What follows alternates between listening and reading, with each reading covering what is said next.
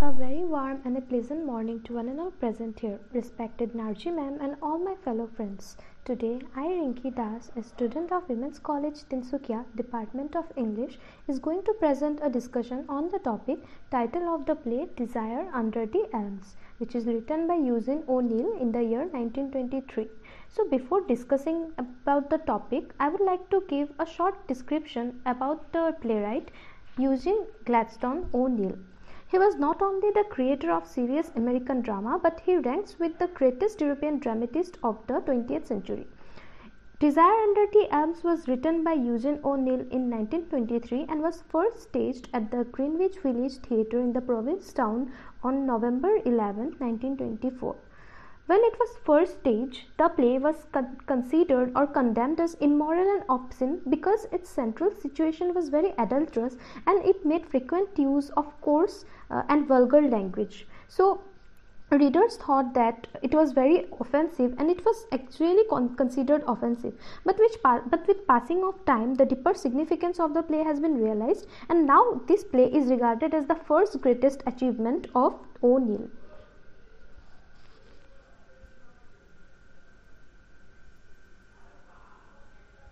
So now I will discuss about the significance of the title of the play. The theme of the play is variations of the first word of the title, that is desire. We can see that almost every character in the play desires something or other. As the play opens, the readers or the audience are introduced to the characters. The three characters, the Cabot brothers, that is, the sons of Ephraim Cabot, the owner of the Cabot farm and farmhouse. The brothers are Simeon and Peter, who were born from old Cabot's first wife, and Abban Cabot, who is born from old Cabot's second wife, Mao. All the characters are consumed by their personal desires of capturing the farm. The two elder sons, Simeon and Peter, are fed up of their life and their life on the stony farm. Their father has made them work overtime, which have made them so frustrated with their dull life under the elms that they have a desire to become free and make themselves free from the donkey work of their father's farm. They longed for California. Their only desire was to become independent and fly away to California, where they thought that their desire will be fulfilled, where they would have freedom from the hard work and would be able to earn gold and money quite easily. Both of them wanted smart work but not hard work. It was their desire for gold and freedom which made them leave the farm and go off to California as soon as their father returns home with his third wife, Abby Putnam. Coming to Abban Cabot, the youngest son of Ephraim Cabot, he passionately desires to possess the farm, for he believes that the farm actually belongs to his dead mother, Mao, and he thought that his father has illegally snatched the property from his mother.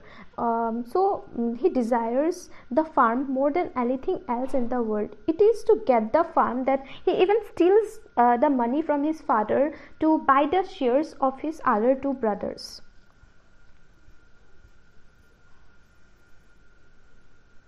Apart from the desire of the farm, he also had a desire to take revenge on his father for the wrongs that he has done to his dead mom. He overworked her and stole the farm which actually belonged to Abban's mother. Abban's mother died due to the unsympathetic behavior of his father. Therefore, Abban desires to take revenge from his father and feels that his mother's spirit would actually get peace when her sufferings are avenged for. Therefore, Abban seduces and makes love to his mother, that is stepmother, Abby Putnam. He thinks that by doing such, his mother's death will be avenged and his mother will get justice. Abban had also another desire, that is desire for Abby Putnam. But soon the desire for Abby Putnam was just to take revenge from his father, but soon this desire for Abby turns into a true and passionate love, and now Abban cannot live without Abby. Coming to the next character, that is Abby Putnam, the young wife of Ephraim Cabot. Her only desire was a desire for home and security. She always longed for a home of her own. She led a very hard life and she worked in the homes of other people. Now her desire was to have her own home, and for this desire she tied a knot with the old Cabot. She never loved him. It was because of her desire that she married old Cabot. She sees the farm and desires that it should be her own farm. She also desires for Aben Cabot. We can see this in the beginning of the play because she casts some lustful glances on him even when they met for the first time. As old Cabot announced that he would not give his property to her but one of his own flesh and blood, she proceeds to seduce Aben. Maybe it is because of this desire for the farm that she makes love with Aben, because she wanted a son from him and old Cabot's age restricts them to have a baby of their own. So she made love to Aben and thus killed the two birds with one stone. In this way she could get the farm and enjoy the youth and manhood of her stepson. In this process, with each passing day, she became more and more close to Aben and she actually fell in love with him truly. Now she had only one desire. Her only desire was Aben and Aben. Her whole world revolved around Aben.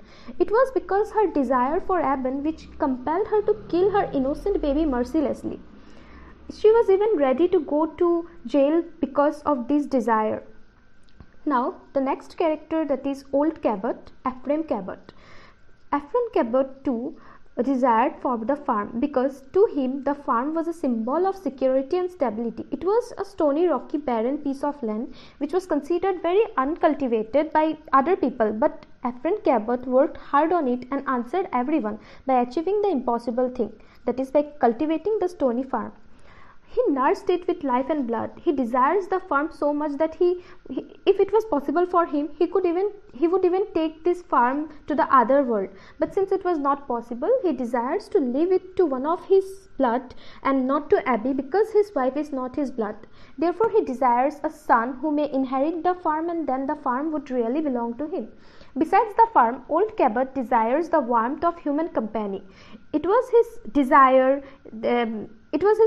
for human company that we can say that he visited the village prostitute Min. He feels lonely and therefore seeks company. He cannot get this company from his sons whom he hates because he thinks that they are lazy, and who hates him because he overworked them. It is this desire for company that he even married Abby Putnam at such an old age. So we can say that it was old Cabot's desire that he did all these things. Even we can see that in the end of the play, when the sheriff arrives to arrest Abby and Evan, we can see that he looks at the farm and he desires to own the farm. So we can say that everything that happened in this play was because of the characters' personal desires. Everything happened because they demanded something, or they wished their desires to be fulfilled. So to conclude, I would like to say that the title of the play, that is Desire Under the Elms, is very suitable and apt because everything that happened was out of desire for something. Every character was consumed by their own personal desires.